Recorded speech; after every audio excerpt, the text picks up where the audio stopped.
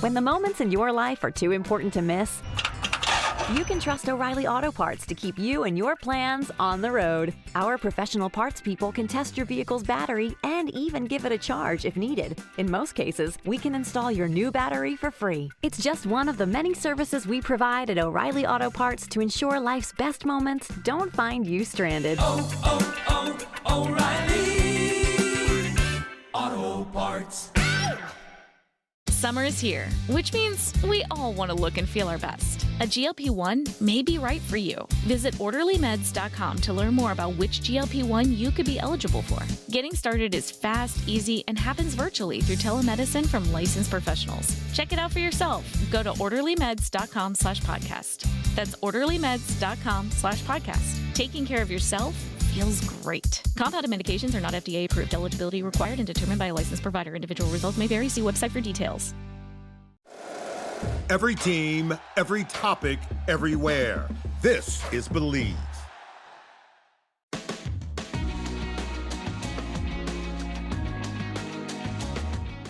Craig, stay on the clock because the team that won the NFC North last year is the team that we finished last with in our NFC North preview. The Bears won the NFC North last year, as I above all know, having followed them to this particular point when they actually have a watchable offense for the first time in about 20 years. But it's a very, as it is for all the teams in this division, it's a very interesting season ahead, and it's a season we talked about what the highs could look like particularly for Detroit and Green Bay. I just finished reading the chapter in the FTN Almanac, which I'm a big believer in and recommend highly every time that it comes out at this point in the off season. For anybody who's into the nerdistry of the league, it takes you right into the DVOA and the DR and the Pythagorean win formula of the whole thing. FTN had the most glowing chapter I've read about Bears offense in the entire time I've been reading the Almanac, and possibly in the entire time that I've been following football. They project the Bears as the second best offense in the league in 2026. The problem is that they project the defense as the league's worst. And here beginneth and endeth the Bears' case as potential playoff and who knows, even potential Super Bowl contenders in the year ahead. If the Bears can even get to league average defense, FTN says we could be looking at a potential Super Bowl contender, but they don't see that being the case. And a lot of Bears fans and a lot of people who've been watching what the Bears did and didn't do crucially in the offseason would probably say something similar. Where was the pass rush support for Montez Sweat? The Bears had a risible pass rush last year. Outside of Sweat's 10 sacks, they didn't seem to be able to get to the quarterback at all. Ryan Poles, the GM, has been talking up the talent that's in the building, saying, we get Shamar Turner back from injury. We get Deo Odeyingo back from injury. We haven't seen those guys do it. And in Shamar Turner's case, in fairness, he hasn't had an awful lot of time to do it because of injury. He's effectively got near rookie-like experience in the league. But, Kieran was talking about how he was amazed that the Packers didn't go out and make, even a short-term rental in free agency. Jadeveon Clowney's still out there. There's a couple of other guys who are still out there. And maybe the Bears will do something before the season starts. But they went for speedy linebackers with side-to-side mobility. They went for pace and coverage in Dylan Thieneman. They've bolstered the back end of the defense. But giving quarterbacks all day to pick apart your speedy defensive backs doesn't sound like a battle that the defense is going to win. No, not at all. And I circled 3 names when I looked at that, and they were Von Miller, Joey Bosa, and I've forgotten the third one's name, but there's another veteran pass rusher out there. I think Khalil Mack is still out there as well, isn't he? Yes, that was it. Thank you. So, there are players out there, like you said, short-term rentals. They're at the stage in their career where they're on the older side, so they're probably not going to cost as much. They probably won't be fighting for every down. They won't want to be out there for every down, but they are situational players, situational pass rushers that you can plug and play and you can get something out of. And I do think that when we come to what happens with the training camp leading up to preseason, I think we will see the Bears sign one of those kind of pass rushers because it is a massive glaring hole there. You spoke about the kind of negativity maybe that surrounds the Bears in the terms of what's going to happen this season. And though a lot of people are talking positively of them, I think the problem that they have is the fact that we've been here before with the Bears and we've seen them get burned. You look at what I'm calling the sort of second year head coach curse. And that's what Ben Johnson has to overcome. And I actually think that Ben Johnson, when you talk about the other coaches that have done this, I think Ben Johnson is probably one of the best and well-prepared coaches to break the curse, shall we say. I think I was listening to a podcast earlier and they were talking about how, he's won over players like Sweat who are already saying, without Ben Johnson, we don't win half of the games that we won last year. And that podcast was saying that, they're the sort of things that veteran players say about coaches like Bill Belichick and, Andy Reid, and the ones that have established themselves. So for a first-year head coach to get that kind of praise from a veteran player obviously speaks volumes. But, Connor, you might want to put the earmuffs on here just because I'm going to read out some names that might upset you. But you look at Matt Nagy, year 1, 12-4, year 2, drops off a cliff. You look at, was it Mark Trestman, year 1, 8-8, year 2, 5-11, he got fired. There are others there as well. I think someone said of 16 plus head coaches in the Bears history, only 5 managed a winning record in their first season. Of those 5, only 3 managed to be able to do it again in year 2. And it's that curse of the Bears that you kind of worries you a little bit to go forward. But I do think Ben Johnson has what a lot of those others didn't in Caleb Williams, and that is somebody, as he calls himself, the Iceman, the man who is, when clutch comes. In point of fact, Caleb Williams did not refer to himself as the Iceman. That was a nickname that was bestowed upon him by a Bears commentator. But he then tried to copyright said. But at least he didn't self-apply it like a lot of the guys who tried to trademark their monikers. He is also the Madden cover athlete, and that is another curse that we don't really want to go into right now. So we'll stick to what we've got. The time they put Patrick Mahomes on it and he won the Super Bowl. But yeah, never mind that one. Let's just focus on the ones that are narratively convenient. I love the way Connor had all the potential digs written down in front of him. I've got an answer for that. I've got an answer for that. I literally went and reverse engineered them all. This is where Bears fans live, in the negativity, the pessimism spiral. I think all you have to look at is the Bears franchise record that was broken last season by Williams in the 3,942 passing yards. He had 27 touchdowns, 7 interceptions. Still the only team in the league without a 4,000-yard passer, even with an extra game. That close. He's got a 1.2% career interception percentage, which is the lowest of any quarterback with 1,000 attempts in NFL history. And that's what it comes down to, really, is you look at a quarterback who can just do things that you cannot explain. The amount of times that I've replayed some of the throws that he made last season in my head while I was doing my research, and you just look at the highlights and what he was able to do, is just staggering. And I think that there's such a good core young nucleus on that offensive weapon side as well, that I think progression this season would be just to stay at the top of the NFC North and to go as far as they can. But I don't think that this is a Super Bowl or bust year. I think there are many, many years of this to come for Bears fans. It's just a case of making sure that everyone stays healthy, which is one thing that was able to do last year. And also you just see that progression move forward, because this is a young team, but a young team that really is moving forward for me. It's a young team, Shane, in Chicago that projects to have one of the tougher schedules in the NFL, at least if you go by win-loss. If you go by DVOA, it's only the 19th toughest schedule. So who knows? We won't see until the games start which of these teams actually are as good as advertised and which have fallen off or gotten better in the off-season. But with all the excitement in Chicago, as Craig was saying, there are a lot of reasons for Bears fans to be fearful because of what they've seen in the past. There are reasons to be fearful because of what's around them in the division, and there are reasons to be fearful potentially in that schedule. The schedule, yes, I think is a reason to be fearful. I would like to think that the past is almost not exercise, but I felt like last season was a season like any other in recent history for Chicago anyway, that I think has brought a sense of a real beginning. I mean, Craig was talking about the second-year curse for Chicago, but I think I also agree with Craig's point that Ben Johnson just feels different. What he has is different. What he's bringing is different.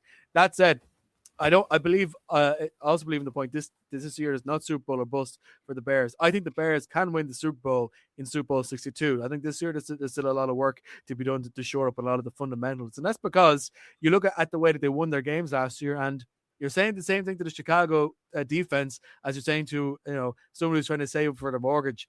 Don't be relying on takeaways so much. There was so many turnovers and picks and everything over the course of last year. And if you actually look back at the way that someone happened, it's because yes, there's a secondary level of the defense, which we know, as you outlined, Connor, is where they invested in. But it's because they got the right kind of pressure on the quarterback that it made him think that he was safe to throw, but in fact he wasn't. That was a really key part to that, and the fact that he haven't put as much investment on the front end of the defense compared to the back end of the defense makes you think that that's going to take a little while to get going. I think it is also worth mentioning on the offense the fact that that Drew Dahlman was retired. I think is a big blow. Like he was the center on which that last year's offensive line rebuild rotated around, and then after 5 seasons he pulls out of the league, which is quite unfortunate from their point of view. Interesting to see how Garrett Bradbury gets on in that division. But the schedule, I think you're right. I mean, look at all the tough physical matchups that Chicago's going to have to deal with, because as fantastic as Caleb Williams is, and as we know, there's so much great skill, and we're going to have another year of Colston Loveland playing under this belt. Roma Jones is only going to get better. I think there's a lot of great skill position players on the Chicago offense, but playing against the Eagles, that's going to be tough. Playing against the other divisional opponents is going to be tough. They have to go to Seattle. They have to host the Jacksonville Jaguars. They have to go to Buffalo in December as well. On top of all the other play New England too, right? They play New England at home in October, and sure, we know by then they'll only have 1 win. So,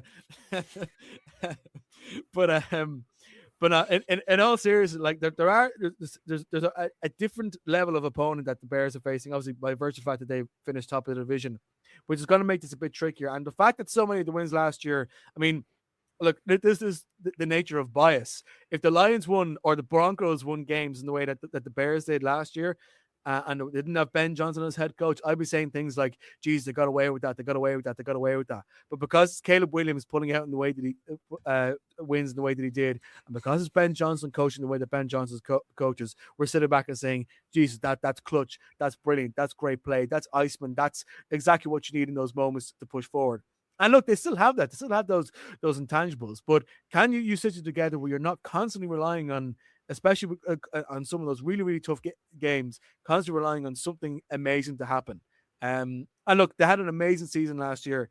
I love watching them, and I still think that they are, in my book, the favorites to win the division this year, because they have Ben Johnson, and Caleb Williams is after a second year in the league, and what is often a prove-it year has proven it. So I think that they have plenty to do up there in a step, but I think you're right. It's going to be a very, very tough challenge to try and make a step up. And Super Bowl this year, maybe not, but who knows? It all depends on how things fall elsewhere in the NFC. I think it's only right and fair that we leave the last word on the Bears to the Packers fan, Kieran O'Donovan. How good are the Bears, and why will they win the Super Bowl this year? Well, I just show you my right way up Irish NFL show card here, and on it I've written offensive line, Drew Dahlman, turnovers, defense. So that's basically what Shane just talked about for the last 5 minutes. I'm just going to throw that out. But just to add to Shane's point, like, I mean, that defense, it generated 33 turnovers last year, but it was 29th in total defense, 27th against the run, and 22nd in the pass. So I agree with Shane that in order for them to take the next step, they have to be, I mean, and I do agree, 33 turnovers, that's not luck. That's, you make your own luck and you generate that pressure to get those turnovers. But I don't think that can be your bread and butter. I don't think if there's something that is unrepeatable from season to season, and you see it year in, year out in the stats, it's turnover differential. And I saw a great stat recently where the league average for pass breakups that result in interceptions is 20%. So 1 in 5 times a defender gets his hand on a ball, which, to your point, is the defender being in the right place or something good happening on the defensive side to put the defender in that position and to make sure that the ball is up for grabs. The league average in those breakups turning into, or passes defensed, as they say, instead of passes defended. Let's not even go there. But the league average is 20%. The Bears turned 32% of those into interceptions. That is not repeatable. Like, you're nearly 50% higher than the league average there, over 50% higher in terms of those balls that are dropped landed in the hands of a Bears defender. You're not going to be doing that again. So just on those statistics, we do have to remember the New York Jets definitely brought that average statistic down. Haven't got absolutely haven't got nothing over the course of the season. So we're putting that in there. But they will certainly end up with 10 or 12 turnovers next year, right? Because it's just not possible to do that 2 years in a row. Although if any team can do it 2 years in a row, it would be the New York Jets. You kind of equated to when we were talking about the Chiefs not being able to sustain the winning one-score games, and that kind of played out last season as well. So by law of averages, no, you'd expect that to go down. But, you would also expect them to improve in a lot of those areas defensively, and they will hope that the guys they brought in. And I do think you're right. I think they'll be in the market for a pass rusher. They're going to look to generate more pressure because that's a clear area of need. Just like with Green Bay, it was a massive weakness for the Bears last year. In terms of the offensive line, and again, you talked about Drew Dalman. I have a few stats here on just the generational jump that the offense took in Chicago last year. They went from last in terms of sacks allowed the previous year to third last season. Rush yards per game, they went from 25th to third. Now, a lot of that was the 1-2 punch in Monongai and Swift in the backfield. But we talked about the offensive line play throughout the season, and it was beautiful to watch. Craig,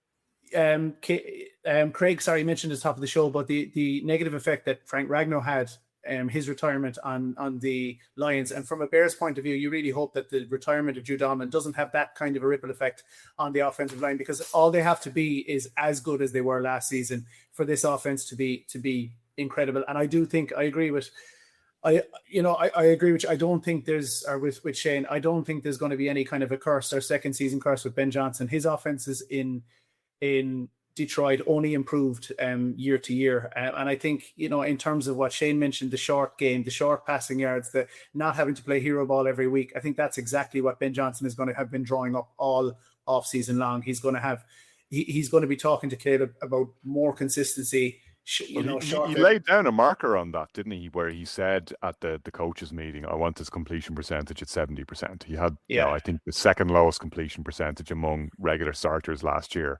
He wants that significantly better. And I think the quickest way to that as well is to absolutely unleash Colson Loveland. I think he's going to have an incredible season this year as well. I think he's going to be absolutely elite. I think he's going to take a huge jump. And you've got great receivers in Adunze and Luther Burden out wide, a really good 1-2 punch at running back. So I think they have all of the, they have the complete formula to have one of the best offenses in the league. It is, as you said at the top of this segment, it's all about what kind of a jump the defense can take, because again, like at least two of the other teams in this division, possibly a third, who knows, the ceiling for this team is a Super Bowl. I think they are capable of they weren't a million miles away from it last season when you look at how close they ran the Rams. So there definitely is the potential there. Do I want to see it? Absolutely not. But but no, you have to admit, I think Ben Johnson is there for the long run. I think Caleb Williams. But I think what we would all like to see, regardless of which team you follow, is Bears Packers games like the ones we saw last season. Like that historically is the most storied rivalry in the NFL, but hasn't felt like it for a long time. Those were amazing games, regardless of which way the results went. And we always say you want the best teams in the latter half of the season. You want the most exciting teams playing when it matters most. And there's not a person in the world could argue that they were not one of the more exciting teams in the league last season. So no, I think the ceiling is very high. I think they already have the best quarterback in the Super Bowl era from a Bears perspective. I know, look, that it probably wasn't hard with all due respect, but I think Caleb, while I would have had my doubts maybe a season ago, I think he really showed last season that he could be special for a long time. Right, that is our NFC North preview on the Irish NFL Show. Check out our other divisional previews wherever you get your podcasts, and please do remember to like and subscribe.